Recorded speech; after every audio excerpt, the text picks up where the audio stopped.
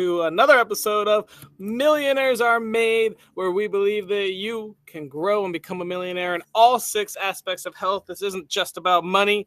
We do episodes and teachings and clues and tips and advice on your physical health to be a millionaire, your mental health, your social health, your spiritual health, your intellectual health, and of course, this episode, your financial health. Today, we're going to be talking about spending and how to improve your financial health with spending. My tip is buy 17 Lamborghinis. Just kidding. We'll get to that later. This show is built on the fundamental belief that every person you meet knows something that you don't, and there's something to be learned from everyone on this planet. It's amazing. It's true. Anywhere you go, people can teach you things. In the spirit of authenticity, I don't even know who our guests are till about 15 to 20 minutes before the show when we go over the organization and how it's going to go. Today we have a new guest. We do have 2 repeats that have some awesome tips to give us. And audience, please get involved. Ask questions. We will repeat them live and put them on the hot seat. We love hearing and reading all your comments. If you have your own podcast, here's 4 awesome guests right here. I'd love to be on it, and these guests love being on podcasts, so feel free to reach out. All of our Instagrams and socials will be dropped as we appear on the show. It's going to be great. If you want to be a guest on the show, we always love guests, and I know that you have something you can share. Please sign up at www.millionairesaremade.com. The link's being dropped right now.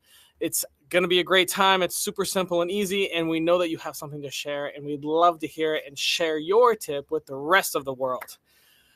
Our topic today is going to be spending, but we cover a wide array of topics, and we'd love to have new ones. If you are struggling with something or you want more information, just message us the word. We'll put it in as a topic. We'll go find 3 people that have tips for it, and we'll throw a whole show on that topic just for you. If you like what we do here, we're all about sharing and giving tips and advice and everything for free out so everybody in the world can grow. Please like us, subscribe, share, whatever it is on the social media that you're following us on. Helps us out a lot so we can keep going. And if you love getting free advice, I do also offer free coaching. Our link's being dropped right now. If you want a one-on-one time with me, I'd love to share everything I got for you. I'm all here to help. And that leads us to our amazing sponsors that let us keep doing this show. Our first sponsor is one of my favorites, obviously. Microgreen Nutrition at home today. It's called InstaFarm. Link dropped right now. Grow your own microgreens in your kitchen. It takes about 7 days. And then you get something like this that comes out of your kitchen. You do literally nothing. You add water once a week, and you get healthy, fresh, organic microgreens almost every day. I can't even eat them all. It grows too many.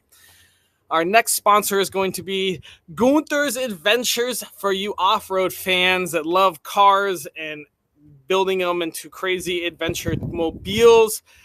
Gunther's Adventures is your one-stop shop for adventure, inspiration, and cleverly designed Toyota upgrades. Whether you're a seasoned overlander or a weekend warrior, Gunther's helps you push your Toyota further. Link being dropped. Go follow them. They do all sorts of crazy stuff, 4-wheeling all around the world, Canada, the U.S. Go check them out and say hi. And our last sponsor today is going to be Whoopsie Hair Ties. Introducing Whoopsie Hair Ties, where style meets resilience. If you have hair tie problems, this is the one you need to go check out. Link is being dropped right now. They redefine the ordinary with their versatile, durable accessories, celebrate strength and uniqueness with every twist. Join and embrace the power of Whoopsie Hair Ties today. With all of that being said, let's dive into financial health and spending. So it's really easy to say spend less. Cool, awesome, that's fun. But how do we do that? Well, here's my little tip for you. What if you could save while you spend? So here is a cool little app. It's a little program that takes, you connect your bank account, connect your credit cards, and every time you spend like $5.45, it takes that extra 55 cents and puts into an investment account. You'll almost never notice it's gone. You'll never even realize it until you have thousands of dollars a couple of years later. So when you spend, you're actually saving, and it's a really cool little tool. It's called Acorns. The link is being dropped now. I think you get $5 and you sign up for free and they'll invest for you. You can choose if you want your conservative or aggressive investments, and it just rounds up all the dollars you already spend. Obviously, you want to limit your spending, but at least now, when you spend, you also save. All right, let's learn some more tips. First up, we are going to have Marianne, who is one of our favorite financial experts. Marianne, who are you? Yes, I'm a spending coach, so I am thrilled to talk about all things spending. Wonder if we made this episode just for you. I don't know. You ready to give us a tip? If I wanted to I'm improve my ready. financial health with spending, what piece of advice would you give us, spending coach? Yes, I would say you need to start identifying what triggers the spend. A lot of the times we think spending just happens, but there's a lot of things that happen before then. There's events, situations, there's a hard day at work, there's stressors, and then there's the feelings we feel about that. And so instead of getting out the beating stick and saying, "Oh, why did I do that again? What was I thinking?" Think back and get curious. Like, what led up to that decision? What led up to me scrolling my phone when I was bored? And that can give us a lot of insight into those impulse decisions. Do you have any idea what percent of, I guess, how do you even measure that? An impulse buy is on your phone nowadays? Oh my gosh, I would say probably 80, I was 90%. I thinking mean, that too. I wonder if they'll ever do a study on, they how much should. one does. They should because it's so hard not to be on your phone, and we're just constantly being marketed to, and we always have our phone, and it's just we've got to equip ourselves with the tools to stop spending before it happens because marketers will tell us exactly what we should buy, and we can't wait to be influenced. We need to just have those tools beforehand. Yes, yes. So, man, tell us where on your life journey you learned this piece of information. So it was born out of necessity. I've just struggled for years with spending, and I tried every type of budget and it just didn't fix my spending. And so that's when I started looking at what I was spending on. And I saw all the times I was spending on bargains and emotionally to fill emotional needs and voids. And seeing those trends and patterns, I was like, there's got to be some merit to this. That this has got to be something that everyone struggles with. And I developed a spending types quiz that identifies Oh, what your primary drive is to overspend.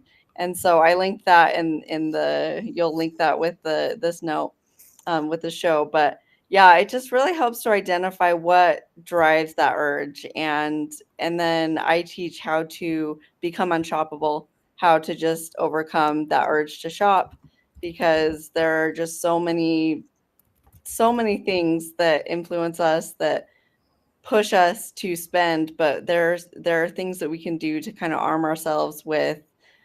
We don't need everything we see. We can admire things without buying them. admire them without buying. Yeah, that's good. So we just had a comment that goes, tried everything, still can't save a penny. What advice do you have to first time, people that are maybe they're young, just starting out, but what's the very first step to reducing your spending or to Sure. spending efficiently? Yeah. I would say that you need to identify just those impulse buys that happen, at the grocery store. Just things that you throw in your cart, and you need to ask yourself why. A good example is with food. Everyone can cut back with food, and we think food it's a need, and yes, it's a need, but we buy food for different reasons. Sometimes it is to fill that need for hunger, but then other times it's to fill that need for I'm bored, I just want to eat, and then or I feel crappy, I want to feel better. And so start asking yourself, why am I buying food?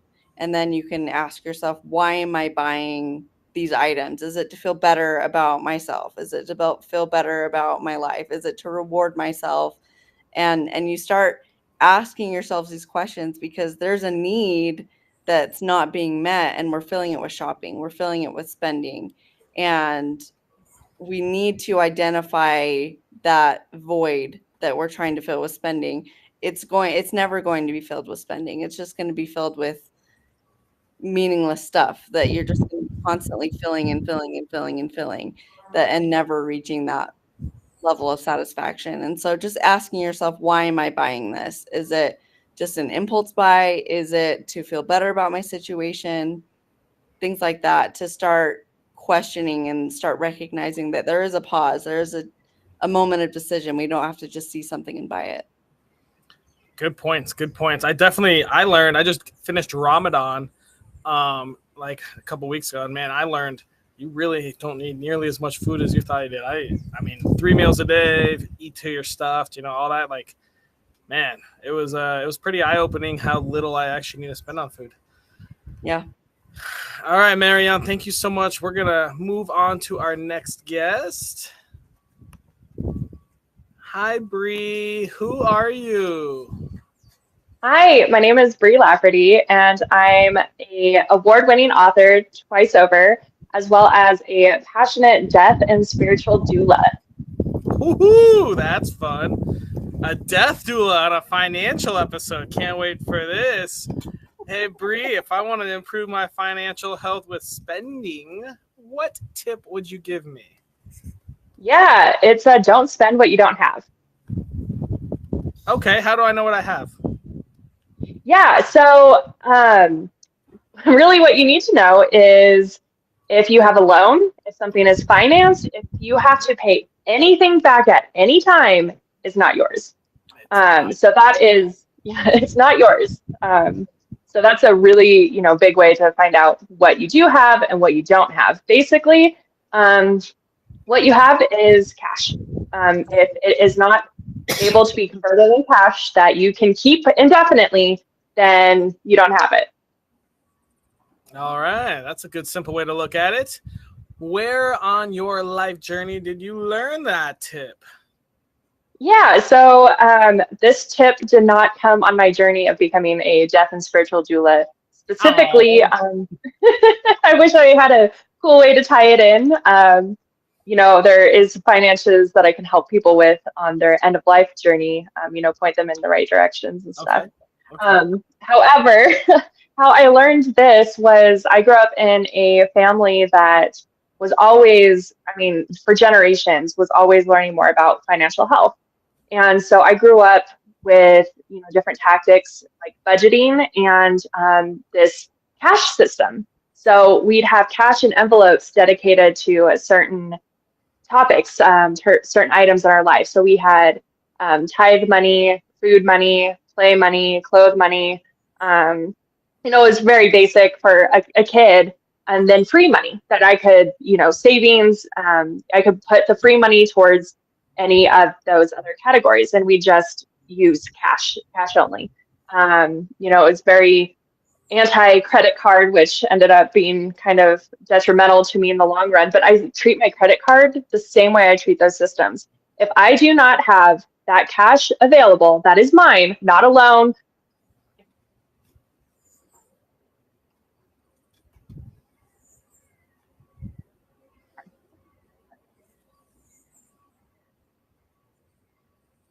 It sounds like you listen to Dave Ramsey quite a bit. Is that true? That was one course we took as a kid. Good old Dave Ramsey. Cool. Awesome. Yeah, it let me have I'm now in my 30s and still have never been in any debt other than owning my house that I bought at 19 and then flipped that. So yeah, his program was very beneficial for my whole life. Good. Check out Bree. Check out Dave Ramsey. Dave Ramsey has definitely good advice. That's for damn sure. Cool. Awesome, Bree. Well, we are going to move on to our next guest, who is a fresh face around here. Welcome, Cody. How's it going? Happy to be here. Hey, Cody. Who are you? Yeah, so my name is Cody Sizemore. I'm the founder of Sizemore Financial Coaching, and I'm a financial coach that helps people get out of debt, build up their savings, start investing, all that good stuff. But I also have a really big emphasis on like money psychology. So how money affects you mentally, emotionally, and even relationally, for those of you who are married as well. Very cool. All right. Well, let's get into the good stuff, Cody. If I wanted to improve my financial health with spending, what piece of advice would you give me? Yeah, so I was thinking about this, and honestly, there's so many things I could talk about, but if I had to narrow it down to one, I think it's really important for people to figure out why they even want to do that in the first place. Because it's like, if you start off, trying to say like, oh, I need to save money and I need to stop spending so much money. Like, if you only start there and you're like, well, I need to save money, like, that's why I need to stop spending. It's like, okay, but like, what for? Like how far is that going to get you? Like, that doesn't really matter. Like saving money is cool, but like, it's not fun. Like people don't like saving money. They like spending money. So how are you going to get excited about that? So I think it's important to kind of peel back those layers to really figure out like what that actual reason why is, So if you ask yourself that question, like, well, why do I want to stop spending? And the answer is, well, to save. Then ask yourself that same question. Well, why do I want to save? Well, because I want to get out of debt. Okay, well, why do you want to get out of debt? Well, because, I want to be able to, live a happy life. Okay, well, why do you want to live a happy life? And like keep going until you actually find something that actually matters to you, that actually lights you on fire. And then you'll actually want to stop spending and you'll actually want to turn things around. And that's where the real power lives, I found. Interesting. It's like digging in a rabbit hole, going down a rabbit hole into yourself. Yeah, exactly. Like you're just finding that thing that like is actually worth fighting for, because when you're stressed out or you had a long day or you're just looking for a little bit of relief, there's there's really not a lot to fight for. Like, you're just looking for that thing that's going to give you a little bit of a dopamine hit. But if you have that thing that's worth fighting for, then it's like, hey, I'm going to keep pushing through this because this actually is important to me. Like, it actually touches my heart. It's bigger than me, kind of thing. So that's what I found that really, really helps, curb people's spending habits and actually makes them want to do it. I like it. Where in your life journey did you learn this? Has nothing to do with money at all. Actually, it has to do with a different journey that I went on, which was weight loss. Struggled with my weight my entire life. Very overweight. And, I always did the yo-yo where like I'd lose a ton of weight and then I gain it back. I'd lose a ton, I'd gain it back. And finally I was like, why do I keep doing this? Like, what's the reason? And the reason was because I was focused on those external results. So things like the number on the scale, approval from other people, all that kind of stuff. So as soon as I got it, I was like, sweet, I got it. Now I don't need to care anymore. And when you shift it to like an internal reason, something that actually matters, something that's bigger than you, something that's close to your heart, when you lose that weight, like, this is why I want it and I'm not giving it up for nothing, kind of thing. And since then I've lost a ton of weight. I kept it off. And it was the same thing with my spending too. Like, I just applied that same lesson to my spending and everything just changed completely from there. Very cool. All right. Well, you look great, so that's good. I don't know your financial health, but I hope it looks great too. That's looking good too. So. All right. Good. All right. Well, any last bits? You got about another minute left if you want to tell us some more, drop some more knowledge on us. Yeah, man. I think that, just kind of like circling around, Marianne talked about the triggering and then Bree talked about the different spending habits too. One thing that I think is important just to like understand about this is that when it comes to investing or saving or paying out of debt or getting out of debt rather, it's not just a one track pony kind of thing. Like, there are different levels, and it's important to address all of these things so that you can kind of have like this trifecta of things all working together in harmony. And then that's when you're going to actually like not just see the results with your bank account, but you're going to feel more aligned with your money. You're going to have a better relationship with your money. You're going to be more confident. You're going to have better communication with your spouse, all these different types of things. And I always tell people all the time that money is not everything, but it sure as hell affects everything. Yeah. And everything affects your money too. So if you can get that thing that affects all other things in a really good spot, it's going to be like a rising tide lifts all boats. Awesome. Well, we've got a question from the audience, but I'm going to bring Marianne and Bree out and make all of you answer it. And it is up right now. How do I start saving? It's a big one. Go ahead, Cody. Yeah, I would say like when it comes to any sort of goal, whether it be saving, paying off debt, whatever, our first gut reaction is to just go all in, and sometimes that works for people. Like some people operate best that way, but for the majority of people, it's not necessarily the case. So what I would do is like I just go one month by month, and just increase like a savings level by 10%. So if you're able to save $100 one month, then the next month do 110. And then the next month after that, do 121. And, something like that, right? And then once you kind of get yourself kind of eased into that habit of intentionally increasing that savings, you're going to find yourself, getting that momentum to where you're going to be able to bump it up to 20, 30, 40% after a few months, to where it's going to become natural at that point. But, you don't need to start off like with just biting off the biggest chunk you can get. Just take a couple nibbles. And then eventually you'll get a good taste of it, and you'll be like, I really like this. I want more. And then we can start chowing down. Mary Ann, you got any thoughts on that question from the audience? Yeah, absolutely. I would say it's important to make it visual and make sure that you are highlighting what you're saving, because a lot of times we save money, or we don't spend and we save money, and then that money just gets lost into checking. It just gets put back into checking, and then it gets spent. And so our brain goes, well, I saved money, but I spent it. So what's the point? Why do I even spend? Or why do I even save in the first place? I might as well just spend it on what I want. And so when we intentionally save that $100, $101, like Cody was saying, we need to have something visual or put it into a separate account so we can watch it grow, so we can see that when we're actually making those intentional decisions to not spend and to save, it goes somewhere and it goes toward our goal. And I would add what Cody was saying, you're saving for what? What is your goal? And we have to have a buy-in, because otherwise we're going to have those temptations, and it's like, well, that's more tempting than just saving. I want to enjoy my life. I want to enjoy my money. Well, what am I saving for? What little luxuries am I saving for? And Bree, what are your tips to start saving? Yeah, treat yourself like a bill if you need to. That you owe yourself $10, or not $10, 10% of what you make every paycheck, and make yourself a priority. And if you need to make yourself a bill to do that, instead of just like, oh, some people have the conflicts where they're like, well, I've got all these other bills. I can't afford to pay myself 10%.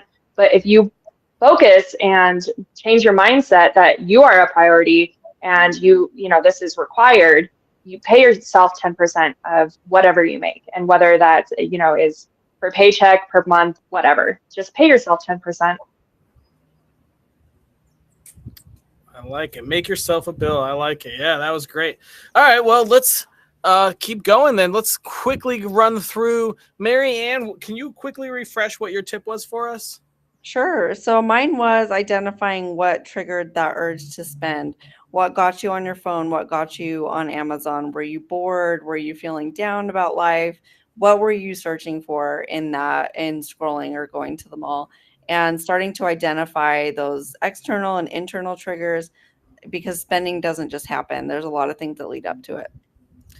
Bree, what are your thoughts on her tip? Yeah, I absolutely love it. Everything triggers, a response. And I would love to extend that to even, you said at the grocery store. I would say fast food is a lot of impulse, spending as well. Something triggers that, sometimes it's hunger, but sometimes it's like, oh my gosh, I am craving this cheeseburger from this place, or something like that.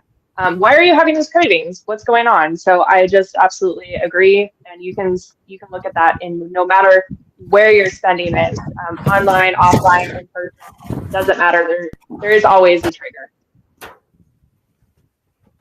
That was cool. Cody, what are your thoughts on that? I love it too. I think that's probably one of the first things that you should do is, figuring out what those triggers are and where they come from and why they're happening. Even like last night, I have like a group program, and I was talking about the relationship with money with them. and talking about a lot about like these spending habits and, you know, what they kind of look like and all that kind of stuff. And by the end of it, you know, there was like tears, and it wasn't like, oh my God, Cody, what are you doing to me? But it was like tears of like, I finally understand where this is coming from and how to overcome it. And those people were so like empowered, and they were ignited with passion to like actually start doing that thing that they always thought was not fun, which was like budgeting and stuff like that. So I think the relationship with money is extremely important, which is exactly what Marianne was talking about, is figuring out those triggers and how to overcome them. I agree with that. Dang. Bree, can you quickly refresh what your tip was for us? Yeah, don't spend what you don't have. Cody, thoughts? Yeah, probably like finances 101 right there, you know, like super, super important. And Bree, like I had a little bit of a different, you know, story from you. Like, you know, you mentioned that you went through the Ramsey course and you stay out of debt all the way through. That wasn't me. I definitely had myself in a decent amount of debt, and I had to work myself out. And that was a big, big lesson, because that spending of money that I didn't have, it affected my mental health. It affected my relationships. It affected my career choices. I actually had to give up on a dream because of it, because it just buried me, you know? So would I do it differently looking back? No, just because I'm where I'm at because of, you know, what I went through. But, you know, if I had to, you know, tell anyone like, hey, you don't have to go through that hardship, then I would definitely say like, yeah, like don't spend the money that you don't have, and just keep building. You know, like it's easier to build from the ground up versus, you know, a hole that's like 50 feet down. You know, you need a ladder at that point. So. Yeah, I agree with that. Marianne, what are your thoughts? I would say there needs to be an awareness of the money you have to spend. I think that you need to see outside of bills, outside of those fixed expenses, what do you actually have to spend? And it's a lot less than we think. We tend to rely on either credit cards, or we rely on like our total amount in checking, and that's not representative of how much we have to spend. We only have, most of us, a couple $100s. It's not $500,000. It's not very much, and so that's where we really want to be conscious about how we're spending that money. We want it to be intentional. Nice. Cody, can you quickly refresh what your tip was? Yeah, mine was just figuring out like why you want to curb the spending habits in the first place. You know, making it bigger than just, I want to stop spending money, making it bigger than I want to start saving, but actually finding like that deeper reason. Bree, what are your thoughts on that tip? Yeah, so this one I can actually tie into death and spiritual dueling, as well as as well as everything. Like you mentioned, you found the why behind weight loss and being successful at keeping it off. I ask, you know, people who are at the end, you know, end of their life as a death doula, you know, what's their why? Why do you want to mend relationships? Why do you want to go out this way? Why do you want to be remembered, and what you want to be remembered for? And as a spiritual doula, you know, why do you want to connect yourself? Why do you want to birth into your spiritual awareness? Is it for physical healing? Is it for you know, more awareness? Is it for emotional, mental healing? You know, getting that why is absolutely instrumental in our whole life. Often we run on defaults, much like Mary said. You know, we just, you know, automatically go, whoo, you know, that shopping purchase, whoo, makes me feel good. It's a rush. You know, and we're often on default. So if we could get to the why, we can then become aware of all of our choices, all of our thoughts, all of our feelings, and all of our actions. I love it. Awesome, guys. Well, this is great. Let's get a little more difficult. Now is our time to come up with our daily challenge. It needs to take less than 5 minutes, cost $0, and be available to anyone in the world from Fiji to Kathmandu. What are your thoughts? How do we improve our financial health with spending in less than 5 minutes for free. Yeah. I would say, oh, go ahead, Cody. Sorry, yeah, you can go right when I'm done. But I was just gonna say, I think that there's a way to tie all three of these together, which I think is like just ask yourself, like, why do I want to stop? Just do that exercise, like, like peel back those layers. And I think that by doing that, it'll also answer some of those trigger questions as well, as to like, you can even ask yourself that as a separate exercise, like, what makes me want to buy, kind of thing. And you start with those two, and then it all kind of comes together to support Bree's point, which is, don't spend what you don't have. So that's something you can do for free. It might take 5-10 minutes to do, and then just hang it up on your wall as a nice reminder. That's what I was thinking. But Marianne, what were you thinking? Yeah, I was going to say that same idea, that you need to have your deeper why. I'm going to save money so that I can, and fill in the blank. Mm-hmm. So you don't feel restricted. So you don't feel like you have to cut costs, because no one likes that. It's spending less in areas you don't care about, so you can spend more in the areas you do. And that's motivating for almost everyone. And so I would just add to that, if you're spending money in somewhere, then it has to come from someplace. And so a lot of the times we do mental math, and our mental math doesn't work. It's like, oh, I spent $50 over in this area. Well, I'll spend less in this category. Like, we don't, but that mental math never actually makes it. We'll say, oh, I'll just do better next month. And so we need to be conscious that I spent $50 more than I was supposed to. That means I have to spend $50 less in whatever area you want to cut from. And then it's, again, so that I can, and then fill in the blank. Because, again, we don't like to cut costs without knowing what's in it for us. All right, here's our daily challenge. I think this is going to be actually a really interesting one. Go to a previous week, hopefully in like the last 6 months, 3 months, and write down all the transactions, and then write down why you spent that. That's a good one. Yep. That's a good one. I guarantee there's going to be a lot of people who say, I don't know. And then the next step is to go hit up Cody, Bree, and Marianne and say, holy fuck, this isn't good. There you go. I don't even have answers for some of these. Help me. I think that's a really good one, though. I mean, it hits all three of you kind of talked about, the why, the mentality of spending. And so, I mean, if we actually sat down and, so for like tomorrow, so we have 7 days to do this challenge, right? Each day. So if we go back the next 7 weeks over the last 2 months, I mean, you should be seeing patterns. You should be seeing reasons. You should be seeing, holy fuck. You should be seeing all that kind of stuff. And almost a lot of people don't use cash. So if you are a cash heavy person, well, this might be easier for you. And we'll have to you have to hit up Marianne or Cody and ask for something more specific. But for the people that love their credit cards and auto pays and subscriptions, I mean, how many people actually check their bank account and their transactions? I don't know. But a week's worth of transactions, what do you guys think that is? Like 50 things, maybe 5 per day? Yeah. Yeah. I mean, everyone's different, but yeah, that's probably an average. On average, you're going to be looking through like maybe 40 to 50 different transactions and writing down why I spent that, why I spent that, why I spent that. And hopefully you'll see some sort of pattern, some sort of knowledge, and some sort of learning. Yeah. And I would say get curious. Don't get down on yourself. Say, oh, look to find money. I don't have money to save. Look with the intention of finding money that you can put elsewhere. Mm-hmm. Yeah, that's great. Awesome, guys. All right, well, we're going to have to wrap this show up.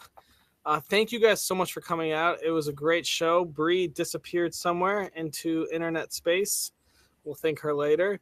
I'm going to put you guys backstage and wrap it up. Thank you all again for watching another episode of Millionaires Are Made. We went over financial health and spending.